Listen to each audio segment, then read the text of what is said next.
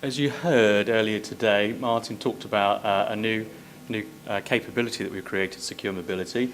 So our session today is going to give you a bit of a deeper dive and explain more about exactly what that is and what that can do for your business. But first we're going to hear from Jason, who's going to tell us a little bit more about some of the more specific security challenges you face with your devices. Then Toston will take over and talk a little bit more about Secure Mobility from Orange. And then finally, Mike will give us a little demonstration of the technology underpinning that product. So, and then after that, we'll have a bit of time for some of your questions. So if you can keep your questions till the end and make a note of them, that would be great. Just in terms of housekeeping, you'll have found on your seats a feedback form. We'd really love it if you could fill that out for us and leave it on your seat after the session. And all the completed ones will be collected up and they'll be put into a competition to win a new iPad. So hopefully there's a little bit of incentive for you guys to do that. If anyone needs a pen, there are some pens in the goodie bags that are around. If anyone's sitting where the goodie bags aren't, make sure you grab one before you leave. So with no further ado, let me hand over to Jason. Thank you. Thank you, Jeremy. Good morning, everyone. As Jeremy said, Jason Hart. I've been in information security for about 18 years. For 10 years of my life, I was an ethical hacker. In the sense, ethical meaning I had permission to hack into the Fortune 100 and pretty much the top 50 banks in the world. As you're all here today, mobile data, mobile security, it's a fundamental kind of issue at the moment. And I would say it's essentially the softest spot facing every business, every individual in the world today. I'm just going to highlight some of the issues and show you how easy it is for hackers or disgruntled employees to extract passwords and sensitive data from your mobile devices. And just showing you, if you don't have mobile protection on your devices or you're implementing the right solutions, how vulnerable you actually can be. Before I do that, there's a small legal disclaimer, okay? I'm going to show you a couple of our tools. I'm going to show you a couple of websites. The issue is that what I'm going to show you is you don't need to be a geek. I'm far from a geek. My grandmother can do what I'm going to show you, and it just shows you how vulnerable you can be, okay? So if you do use these tools or decide to copy what I show you, you're responsible, not me, not Orange, okay? Everyone agreed, understood? Yeah? Okay, let's go back to some very basic first principles of information security. So security is essentially formed on 5 key principles, okay? Confidentiality, integrity, availability, accountability, and auditability. How many of you are aware of these 5 principles? Okay, fine. So did you know there's fundamentally one risk that has an impact across these 5 areas? And that's the password. Okay, so if I compromise your password or a hacker compromises your password, he will breach the confidentiality. The integrity as well. Let me give you a real life example of an integrity attack. A very large online bookstore I was engaged with many years ago to do some forensics. They had an integrity attack where an individual hacked in basically by compromising the password.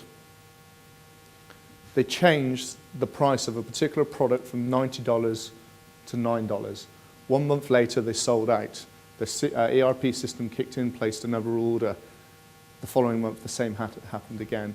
At the end of the quarter, they had the fastest selling product ever, but the biggest loss on a product. That's an integrity attack. Availability, as you all know, network devices, your edge devices, everything you have on the network now, or even in your pocket, you can connect to it using a web browser. In order to connect to it, for it to establish that you are the trusted individual, it requires a password. If you know that password, you can log into it, you can switch the device, the application, the router off, causing an availability attack. More worrying though, if you don't have adequate endpoint protection in place, how can you make people accountable and prove that was Bob that who logged in? A real life example would be the National Health Service. I was brought in as an expert witness. An individual was caught downloading paedophile material. It went to court, it was dismissed. The Crown Prosecution Service could not see the real evidence within the case because 5 individuals were logged in with using the same username and the same password. So from an accountability and an audit trail, endpoint security is absolutely fundamentally critical because if there is an investigation or something's happened, you're not going to be able to prove Bob was Bob. Okay? So that's just some very simple basics. Let's get into the interesting stuff. Background goes away, it's far too short of a time to take you through my background now, but the initial days of kind of hacking disgruntled individuals, they would be dialing, using a modem, looking for other modems connected to phone lines, okay? And it's called 2600 at the time, and they used to be called freakers, and they were looking for a particular tone. They would find the modem, and essentially would just log in, Telnet, FTP, whatever, they're onto your network. That kind of moved very quickly onto what we call web browser, using a web browser as a hacking tool. So Java, vulnerabilities, etc. But both the first stage and the second stage are quite hard and very time consuming. Why do you need to go to all that effort when all I have to do is get your password? So every single vulnerability we're seeing today, from the desktop to the mobile to the smart device, is after the password. So your botnets, your malware, your viruses, your phishing, your phasing attacks, your spear attacks, everything. It's after one single thing, and that's the password. Because if I have your password or someone else has your password, they can just log in. Bob, password, straight in. And everything you've put in place allows that individual to log in, providing the password is correct. So it's the invisible threat. So welcome to the future of hacking. You don't need to be a geek. You can literally, in most cases, guess individuals' usernames, and we'll come on to how people can use social networking to guess people's passwords and usernames as well. This is an example I downloaded last week. If you know where to go on the internet, you've got teams of individuals. Passwords and usernames are used as currency on the internet, okay? In particular communities, it's not about kind of credit card numbers, it's about passwords. Because if you've got a company's or a user's username and password for the company he works for, that could mean a lot of money. Here's some examples. We've actually nulled out the actual the password, but there's their usernames. I used to present at the Black Hat conference in Vegas every year until it was kind of more CIA over there than an FBI than kind of hackers. And I studied a lot of psychology about cybersecurity and why people did it. And I met a certain individual. He worked for a Fortune 100 company. He was a network administrator. And I said to him, so tell me about your house, your apartment. You can imagine all these routers flashing, all these computers, all these laptops. He said, I have one laptop computer. One laptop computer. So how do you know all these skills? I work for one of the largest enterprise companies in the world. And that business is my lab. I have AS400s, I have Linux, I have Debian, I have everything. I have Cisco, I have Juniper, every type of product. And that's where he learned his skills. Fundamentally, what was happening over time, he was getting more requests from friends and family. Could you hack into my girlfriend's Hotmail account or her company email because I think she's having an affair or I think she's seeing someone else? Can you check that? So we thought, well, hold on, bit of, very entrepreneurial. He set up slick hackers to the point where you pay you $100 and you would tell them what company you want to hack into, what password you require from an individual, and they will go and get it. The scary thing is they will provide an SLA of 24 hours. I expect that's better than some of your IT departments. It's quite scary, it's fact, okay? Then we hear this explosion about mobile computing, which is fantastic, it's great, I endorse it, but it has to be secure. But it's not only us moving to cloud and mobile computing, it's the hackers as well. So this is a bunch of hackers, they've set up Cloud Cracker. Cloud service, fantastic. In certain ways, you collect data. Those passwords potentially are encrypted using very low-end encryption, and believe me, they're out there. And basically, it will decrypt the password, or even the wireless network. $17 undercut in slick hackers. So, however, welcome to the next generation. All that's very complicated. Welcome to pineapples. What does Pineapple's hacking and security and mobile protection have in common? This is what they call a pineapple. It's the big trend in the hacking community at the moment. They are like gold dust.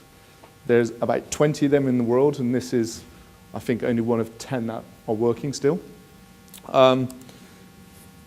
This essentially does some very, very clever things. The most powerful thing it actually does is you all have iPads, iPhones in this room, even laptop computers, yeah? Those laptops are configured to only connect to trusted wireless networks, correct? Yeah? So you will not connect to a public Wi-Fi hotspot or anything. Okay? And you say to your iPhone, your iPad, do not connect to these devices. Only connect to my corporate Wi-Fi and connect to my home Wi-Fi. Unfortunately, this device says it is that trusted device.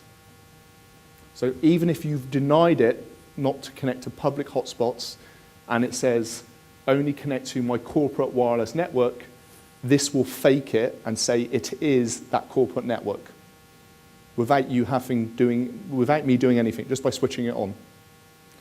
And here's some of the devices I've been wandering around today. You may have just seen this odd device around, and it's been here. And it's been picking up these devices. And if I wanted to, these could have all been compromised. Sorry, are you going to send us all a postcard from jail? Am I? I've captured no data whatsoever. Okay? What I've done is non-intrusive, has no impact at all. I've breached no laws whatsoever. Okay? No data has been captured whatsoever. Okay? All it's doing, it's looking for, your devices are sending probes out saying, is XYZ wireless LAN there? This is just saying yes, and that's it. It's not capturing, it's not sniffing, it's not doing anything at all. Okay?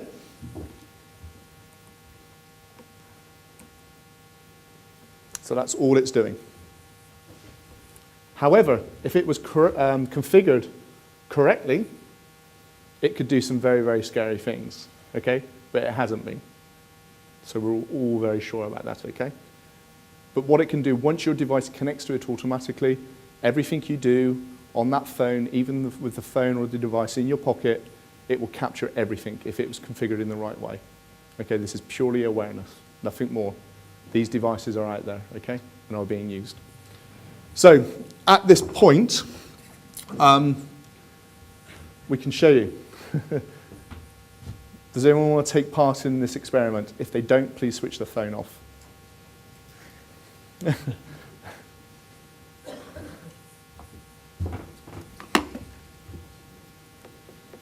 Let me just configure this.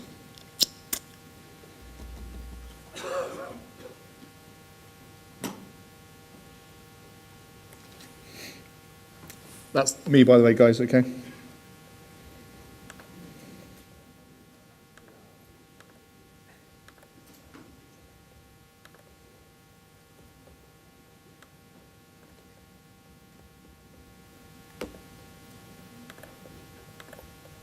Any questions while I'm doing this?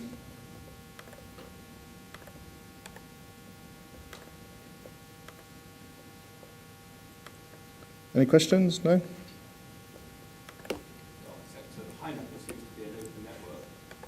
Correct, and that's the management console. And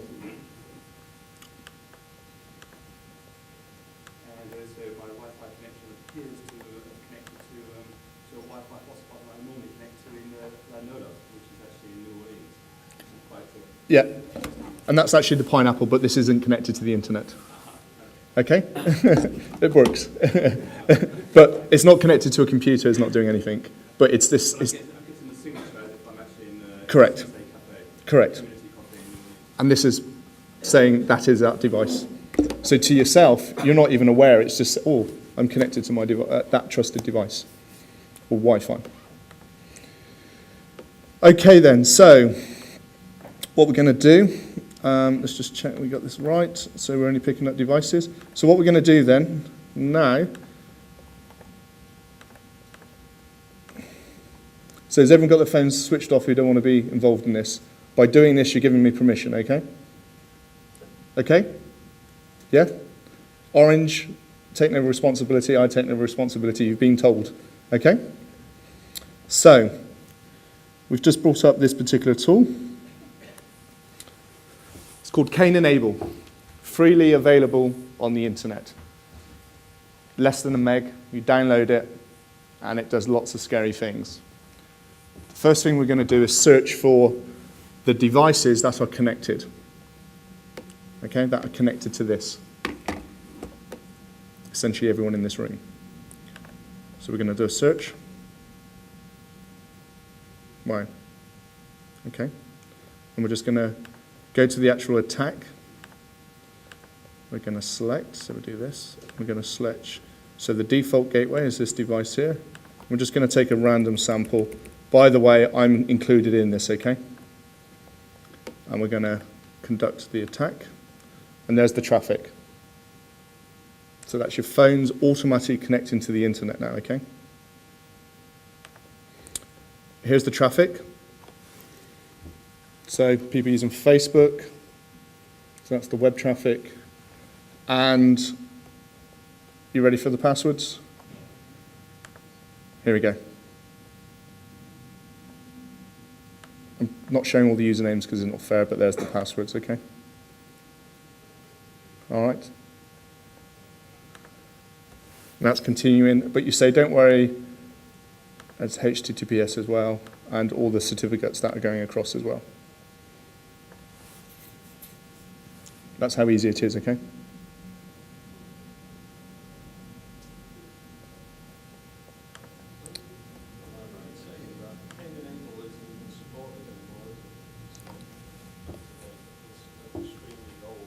No, it's very, no.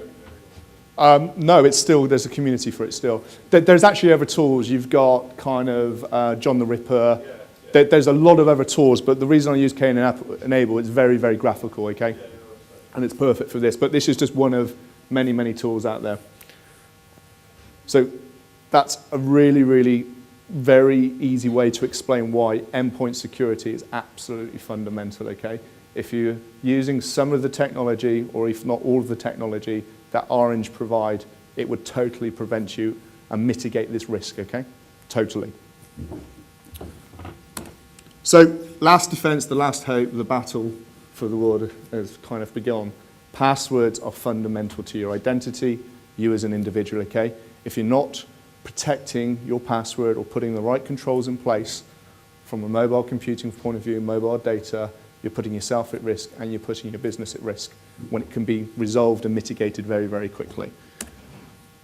Also, just to show you how big this problem is, between the US and the UK, I spend a lot of time with government, and I've been lobbying about kind of exactly the solution that Orange provide today is fundamentally more people need to be doing it. It needs to be mandatory in certain organizations and types of business. If you go onto YouTube and type in Keylogger, it's not even as as clever as this. It's just, how can I send you a virus, a piece of malware, okay, invisibly, or a keylogger?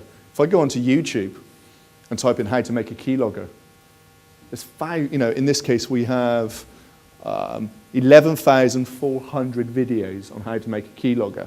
People still tell me today, Jason, there isn't a problem when we have 11,000 videos, of which the average video is 354,000 times viewed. What? And there isn't a problem. But you say, it's okay, we have some basic AV in place, which detects particular malware and viruses. If I just click on invisible keylogger, if my computer starts, again, there's about 10,000 videos on how to create an invisible keylogger. Again, you may think because you have particular types of antivirus and content filtering in place, it will not protect you against some of these zero-day malware or zero-day exploits, okay? So it's fundamentally very, very important. Invisible keyloggers, here you go. It's been reduced down 264 today. That goes up and down, okay? Hence why you need to protect yourself. Banksy. So some of you may have recognised from my accent, I'm from the southwest, I'm actually from Bristol, so is Banksy. Is everyone familiar with Banksy? No? Okay, maybe not. Banksy is a very, very, very wealthy graffiti artist.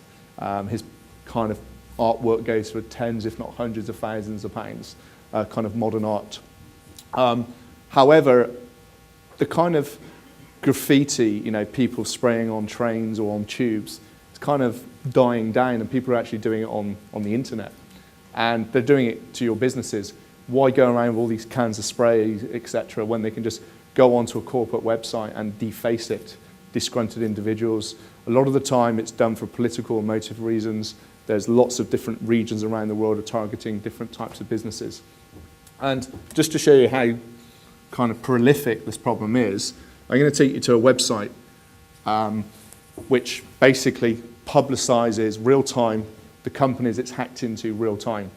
Now, if you're finding it very, very, very hard to get budget to implement the Orange solution, write this website down. This is the one I do give you permission to use, and go to your whoever holds your budget and show them this website, okay?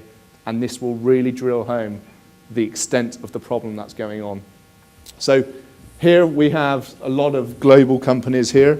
Let's try and narrow it down to the UK itself. I've actually had people walk out of the room when I've done this. So we're going to do a search, and here we go. So these are UK organisations now that have been hacked into today. So just to prove the point, let's choose one. Before I click on it, the content sometimes can be very graphical, okay? It's not the views of mine, it's not the views of Orange, okay? It's just the views of the hacker, and they use it kind of for political or motive reasons. If something a bit too aggressive comes up, we'll try and back off and find another one, okay? So let's try Jolly Good Van Hire. How's that?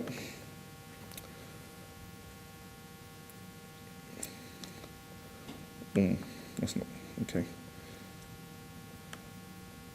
What we're seeing here. Let's find a more graphical one, bear with me. Let's try this one here. That's not a UK one, is it? Let's go back, sorry.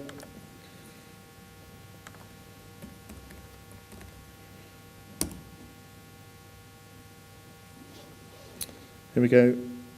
Queen's Park Homeopaths. Here we go. And if we actually go to the home page for this organisation, I'll just click on it here now. There we go.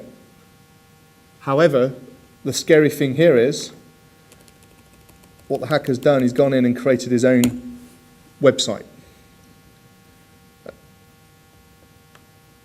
So what he's done, that's the real website, but what he's done, he's gone in and created his own page, okay? On average, in the UK, there's anything between 20 and 15,000 a day.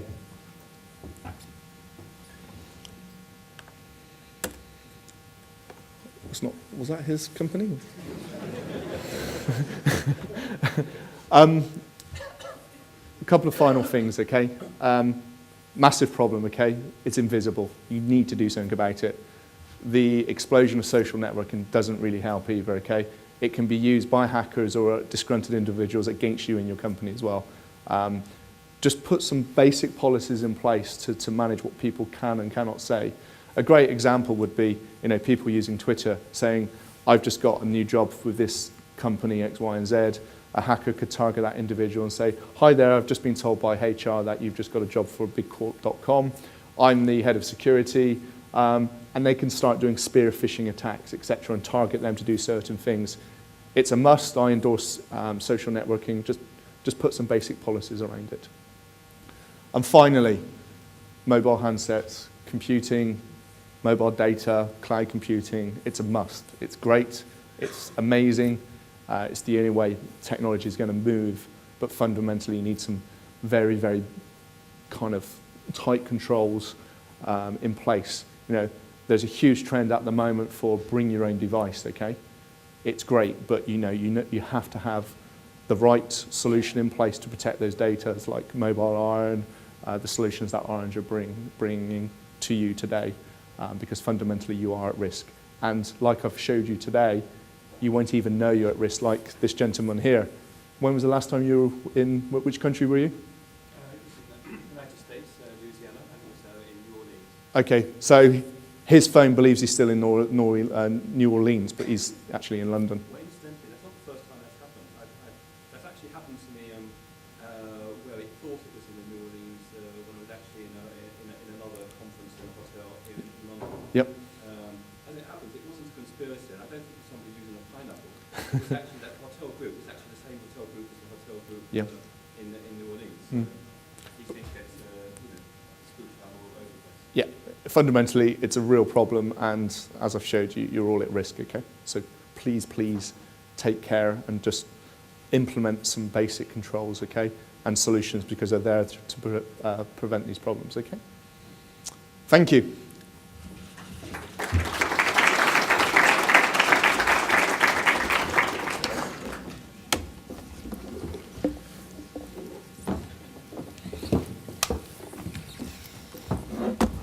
Thank you, Jason, for informing us here in which dangerous life we live and how easy it is to get access to your passwords and so on. My name is Toston Krause. As Jeremy already introduced me, I work for Orange and designed a solution how to prevent attacks like Jason just told you.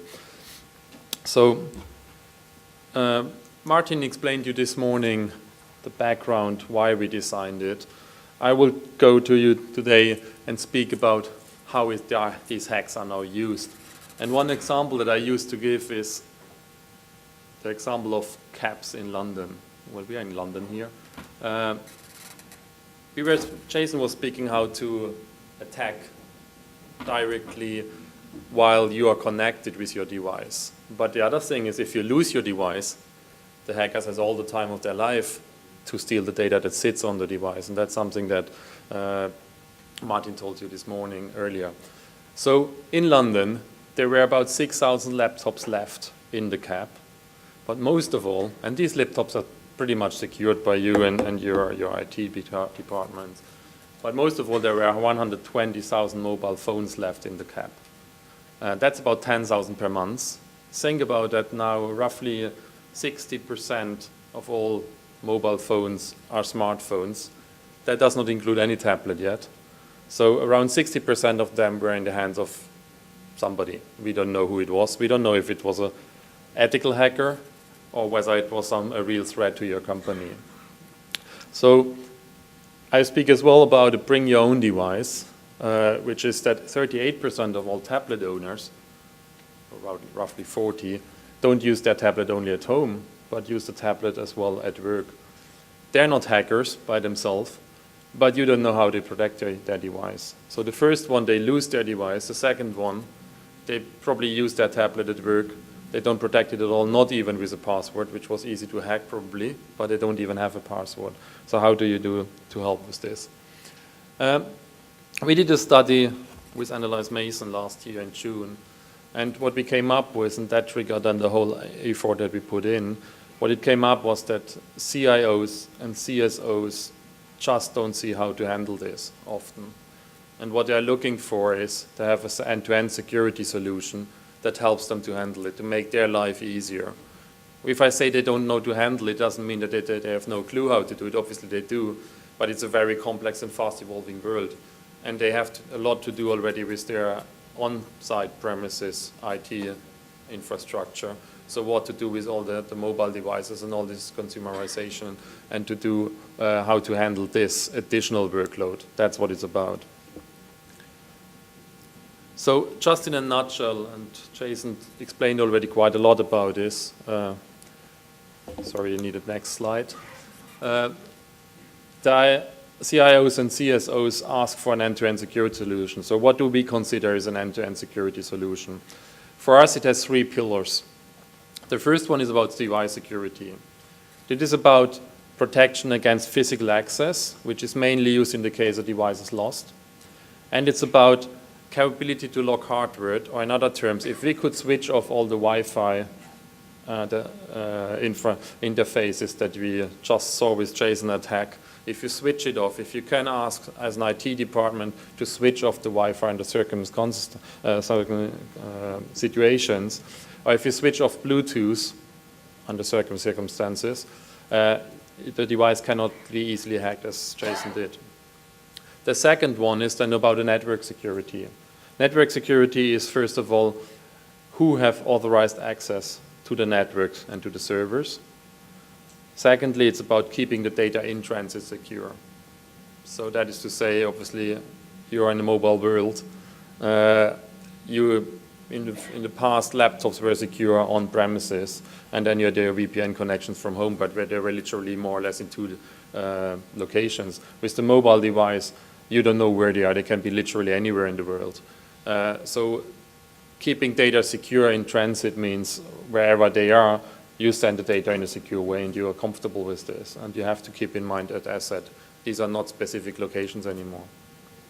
And the last one that I consider for network security is as well, how do you keep internet access secure? So we were seeing that a lot of you have Facebook running on your device. I'm not sure everybody, every CIO and CSO would be really happy to see so many Facebook accounts open all the time. And most of all, that all this runs via his IT backbone. So keeping the internet access secure is as well not allowing or being able and manage the internet accesses and being able to forbid, so to whitelist or to blacklist websites that you wouldn't like that the workforce uses. And then the third pillar is about application and email security. This is first of all, who is allowed to access your data servers, and most of all, who is allowed to access with which device your email servers. Traditionally, email servers are done in the way that the access is determined by the email address. Very straightforward. Now, we haven't talked too much about today that different devices have different level of security. But let's assume you say, okay, we embrace the consumerization, and we consider, for example, Apple platform is the most secure platform, and that's what we want to focus on.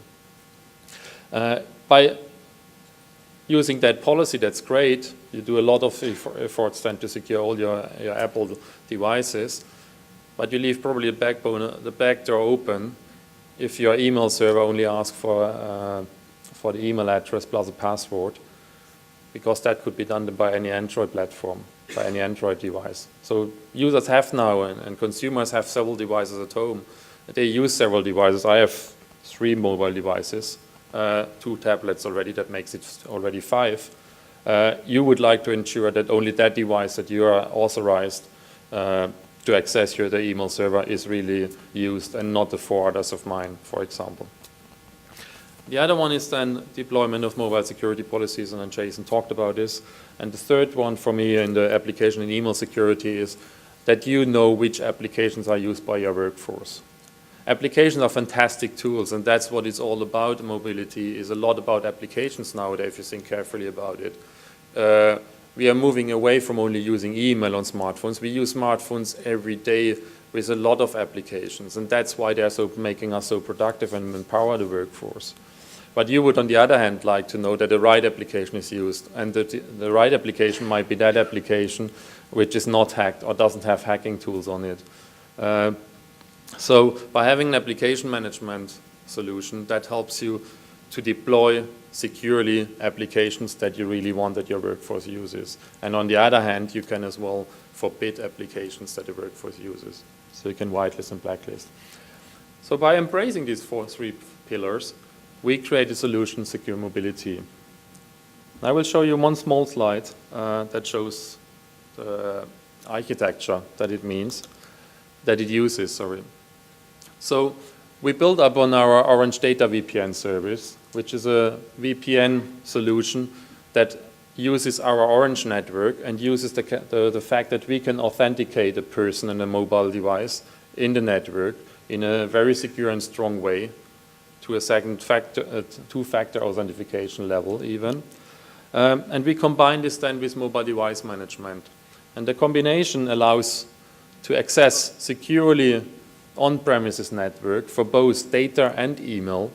It allows to authenticate easily, and it allows to manage all the devices. So how did we do this? Is by combining our data VPN together with MobileIron solution.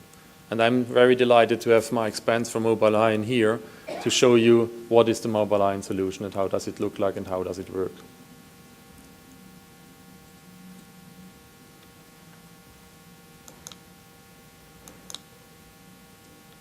mic, please.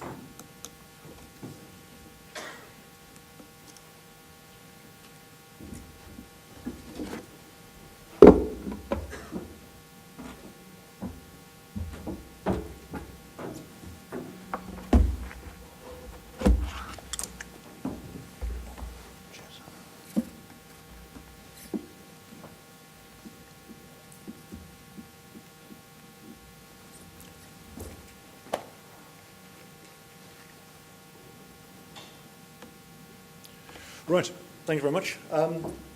MobileIron, it's an MDM solution that we are selling alongside Orange, and it's designed really to allow corporates to deploy remotely device management capability.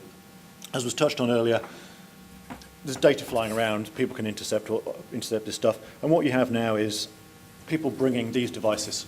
Here I have a personal iPad. You can see there it's got quite a few applications on there. If I turned up into work one morning and said, I'd like to be able to connect this to the network, there are ways I can do that. If I knew somebody in IT, for example, I could just go in, I could look to add an account, and Apple and Microsoft have actually made it very easy for me to actually configure an Exchange account. If I know these two pieces of information, I can actually just put that information in there, it will go off, find my connection, bring all my information down to the device. But from an administrator's point of view, that's a bit of a nightmare because you don't have any visibility about what this is doing. You don't know what security has been set on this device. Does it have a passcode? I mean, this particular one doesn't. So I could have corporate data sitting on this device with no controls around that whatsoever. So what we can do with MobileIron is somebody arrives in their work, first day of work, I'd like to bring this device in. Not a problem. The IT administrator sends out an email and says, go off to the App Store, download this application, the MobileIron app, as you can see, optimized purely for portrait at the moment. And in there, there'll be two bits that says, enter a URL, server URL, which is our MobileIron endpoint inside the network. For demonstration purposes here, I've got our sales demo, and hit register. Now what that does is this takes a little snapshot of the device. It has a little algorithm that runs in there and it looks at the device and says, what is it? What's it doing? Is it jailbroken? What state is the device in? If it's happy that we want to let the device connect, it's going to ask you for the username and password. Now the username and password are the LDAP passwords for the users inside the network, so it's something everybody should know. So I'm just going to type mine in very quickly. Everybody please look away. Hopefully I've typed that in quickly and correctly. And when I hit register, no, I didn't type it in at all.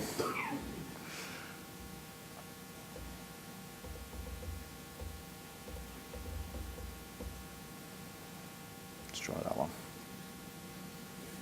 So what that's now going to do, it's gone back, it's spoken to my server, it's authenticated me and said, yes, you are a user inside this organization. And it said, I now want to push down a load of policies, a load of configurations, and I'll show you the console in a second. But what I actually want to do, I'm going to push this down, push a configuration profile down, and this being the world of Apple, the user has to actually accept it. So we say, yes, I'll install that. It generates some certificates, enrolls certificates, gives me another warning which says, by installing these profile certificates, installing these certificates, I will actually be able to change the settings on the devices. Installs the profiles. Pushes down a load of other certs.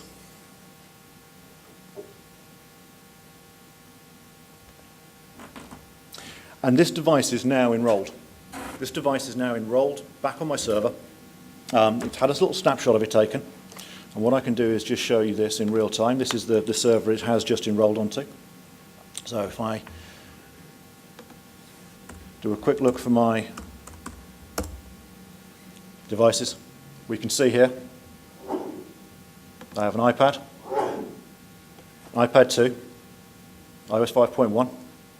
You can see it's active. It doesn't have the country on there because it's Wi-Fi only device. It's not actually picking up any phone signal. But if I just resize this screen, sorry, it's iOS, it's the other side. You can see here everything about the device. Right down, in a second, to the apps that are actually installed on there.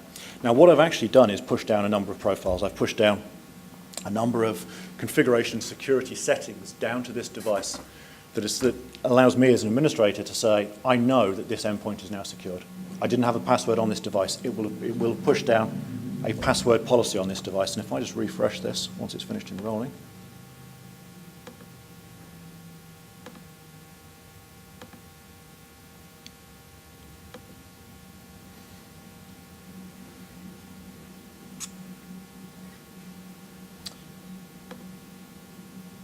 sorry about this.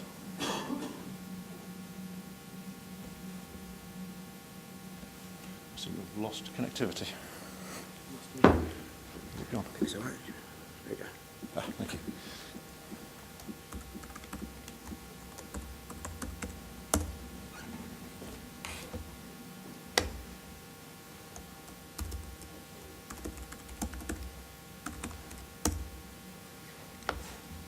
Okay.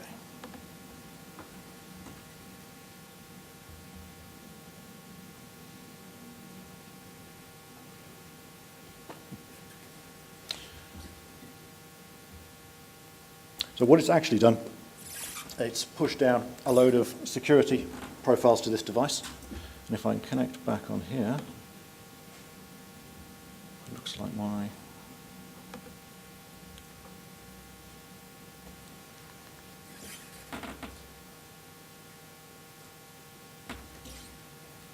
Okay. What you can actually see now is on this device where there were no profiles, we now have a full set of security profiles down. So we have the MobileIron profile, we have sub-profiles for all the actual parts of the system we want to push down. So we can configure Wi-Fi connections, we can configure APN connections, we can configure VPN, all remotely on the device and all done via the LDAP groups that the user was in.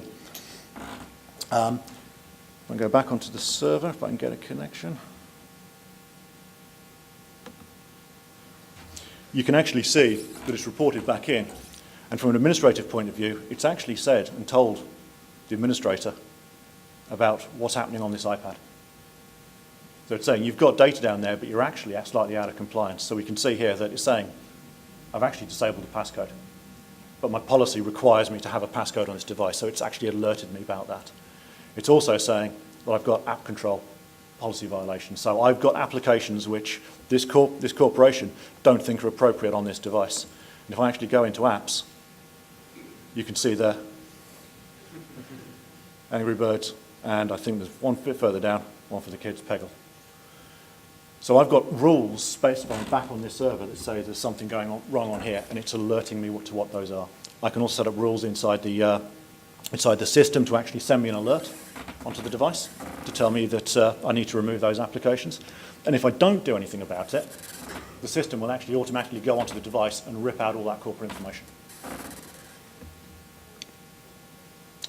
What I can also do with this, as you saw, I only had personal email accounts specified on here. I can actually push down. Very simply, I can make this part of the enrollment process, or I can do it manually, as we do for a demonstration purpose. I can actually automatically push down an actual Exchange profile. Now, the advantages of that means, again, that if the device goes out of compliance for whatever reason, you can specify a rule to actually go in and rip out that Exchange information. I'm just going to cheat. I'm just going to force the device to check in, because this is telling the device to wake up, check back into the system. And what I should see any second, once this device actually comes on and comes online, is it will or should prompt me for a passcode. This is using the Apple APNS system, so it can take, the server pings APNS, tells the device to wake up, the device to then go and check off, so it can take a couple of seconds to come through. But what we've seen here, since the device has actually been enrolled, is there's a little badge notification that's come up on the icon. And what that's allowing me to do, or what that's actually telling the device to do, is saying that I've actually got some applications I've got some internal and external applications which I think would be useful for you to have. We do that when Exchange password comes up. We think these applications it would be useful to you to have on your device. Now, you can go and get some of these from the App Store. Some of these are publicly available apps. But some of these will also be internal apps, apps that have been written by the corporation and want to be distributed to these devices. As we can see just in the background there, it's starting to synchronize actually my corporate exchange. So we can actually stand these applications up on an internal application store, an internal app store, and actually say, well, for example, these flagged applications, meet and greet. We think that it would be useful for you to actually have that app. So I can go in there, I can click on install, and it will actually, when it gets around to it, pull that application down and install that application onto the device. Now we can do this because when we push down the profiles, when we push down the security profiles from the server, we also push down these provisioning profiles at the bottom. And these provisioning profiles allow us to install internal apps. And again, because this is part of the sub-profile of MobileIron, of the MobileIron main security profile, we can go in, if you do ever decide to leave the company, or user decides to leave the company, we can actually go in and remove these automatically. Everything to do with these applications will get removed, including all of these certificates. Now, you could do this. This is all available to do natively. And we do have people who can do this. What they tend to do is they push out these particular profiles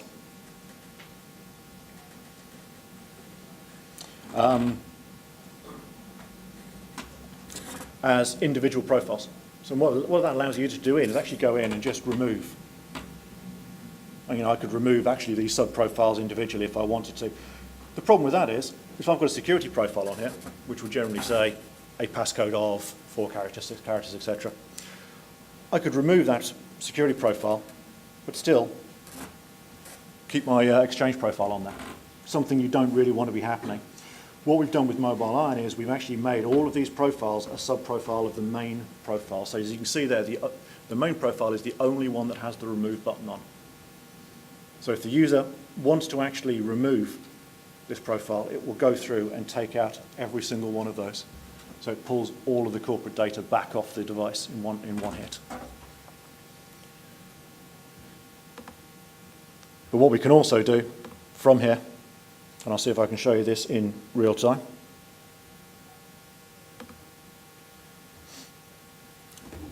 is we can actually set a device. So before I do that, I'll just prove to you that I've now got an extra. I've named the device. So what are we looking at? Again, it gives us, from the management console, it gives us a view of the whole fleet. So I can see, but you can see that we are doing a lot of demonstrations, so there's not a lot of devices that are in compliance in here. But we can see from all of these phones at a glance if there's anything wrong with them. If there's anything wrong with the applications themselves, anything wrong with the phones themselves. We can even see if the OS has been compromised. So if you have any rooted Android or jailbroken iOS devices, we can actually flag that and send alerts and rules around those. So that's part of the beauty about having the client on the actual device, is we're checking that security. There is a lot more behind this than just simple enrollment and unenrollment, but obviously I'm aware we've got short amounts of time, so I will leave it there, and if there's any questions afterwards, then please come and speak to me afterwards.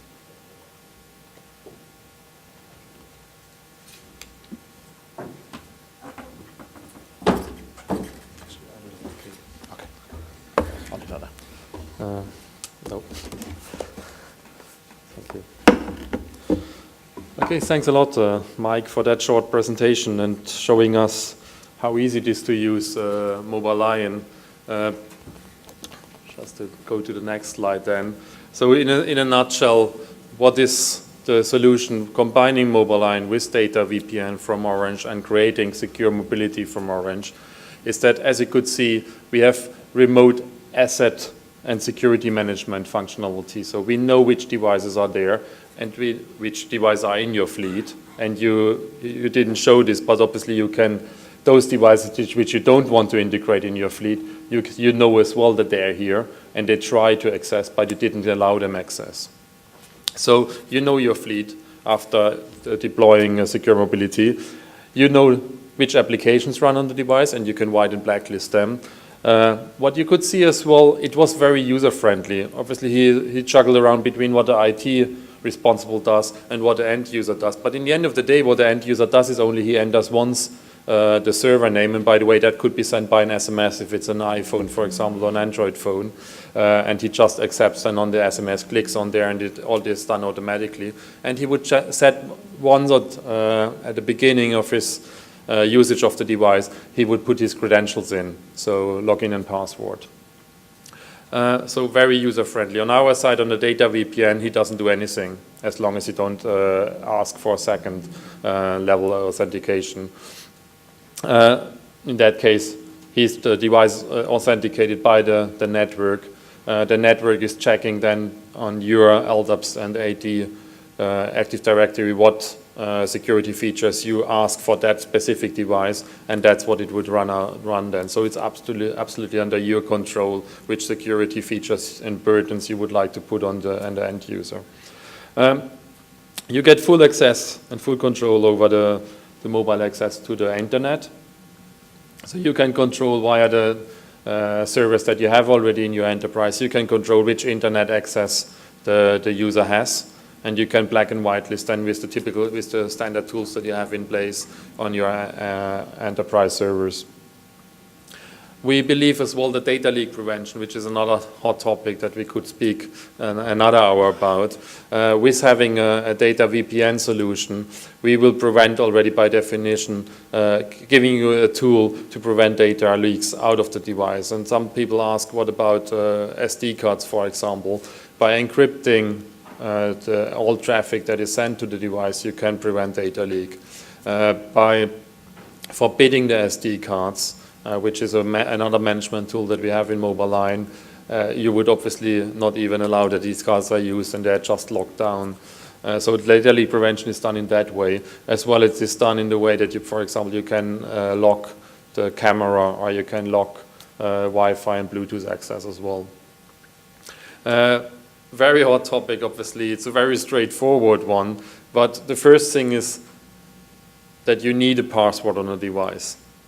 And then you can hack a password. But some people, and many people, they don't even use passwords on these devices. So that's even worse because as soon as you have physical access, the device can be compromised. So the password enforcement, as well as lock and wipe functionalities. And here we talked only about certificates. By revoking certificates, obviously you haven't wiped the device, but you can wipe the device in addition to this. That's a very strong feature.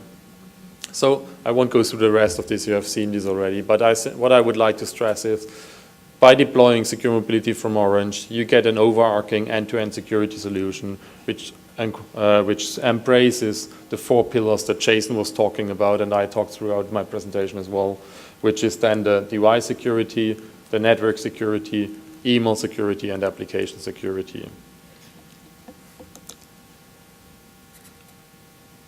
Jason was briefly speaking as well about the return of investment and how can you motivate to get a budget. We know that this is a topic. Strange enough, for mobile devices and mobile security, it's a topic. For the rest of your IT security, it's kind of accepted already. But I give you 5 of them that I see them more return of investment. One for me, the direct saving is that, as you could see, it's very straightforward to use the console, the administrative console. So we believe that you have a direct device lifetime admin saving because you use less admin. You need less administrators to manage your whole fleet. Very basic and straightforward.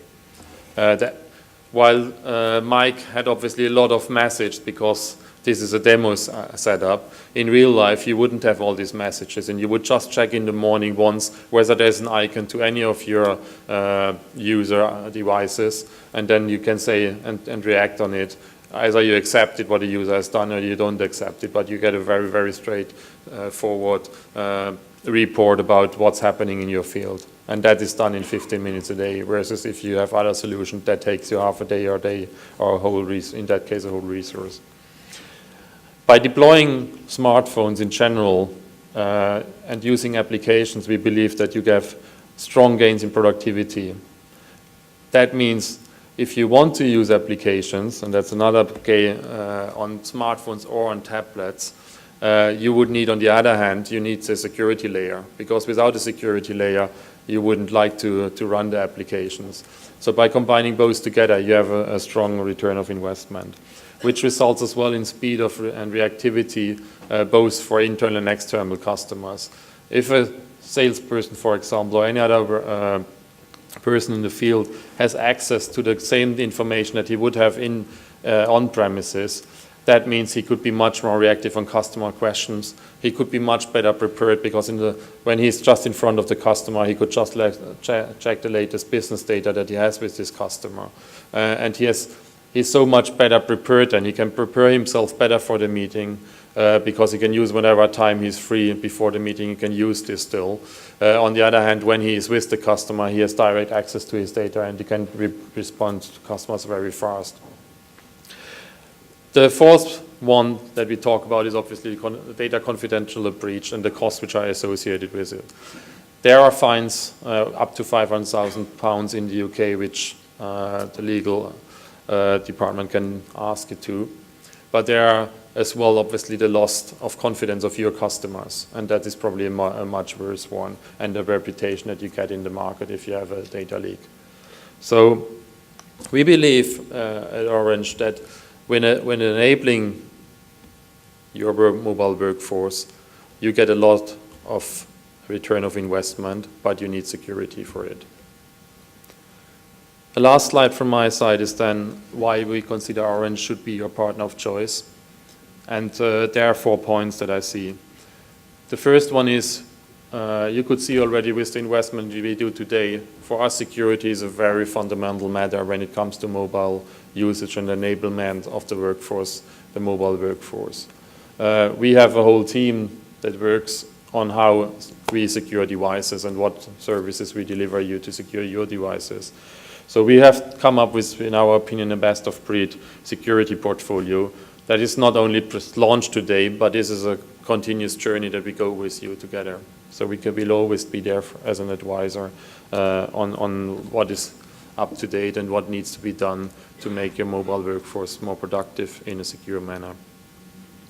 With the data VPN, we have a mobile network operator unique solution. Authentication is done in our network. By the way, you could, for example, link our network directly to your network via a leased line, and you would have a completely closed network. Nobody can hack in there. You would be never in the open internet, which makes it much easier for you to secure your mobile devices. We haven't talked about money today, but the nice thing of secure mobility is that it is a CapEx-friendly solution. So you pay as you grow, or in other terms, you pay per user per month. And we will run then the rest for you and secure your devices. And for those of you who are already customers from us, we would hopefully happy to provide you not only with the devices, not only with a fantastic network, but as well with one bill for the security part of the device, and then run your devices in a secure way. So if you're excited about this, as much as I am and we are here, just would like to invite you to check our dedicated website on orange.co.uk/secure mobility, one word. You will find on this website the short trailer that Martin showed you this morning, which might be helpful in motivating other people or explaining what it is about. You will find a flyer that explains it in more details. You will find white papers and much more on this website. We have as well outside a stand, which some of you have already seen, where our sales representatives are happy to discuss with you more the solution, and both myself and Jeremy will be there as well. And for those of you who are already Orange customers, we have our not only our account managers, but as well our technical sales team briefed on this solution. And if you have questions, either ask us today or ask your contacts in our technical departments then for more information. That's it from my side, and I invite Jeremy to run the Q&A session then. Thank you. Thanks, Toston. Okay.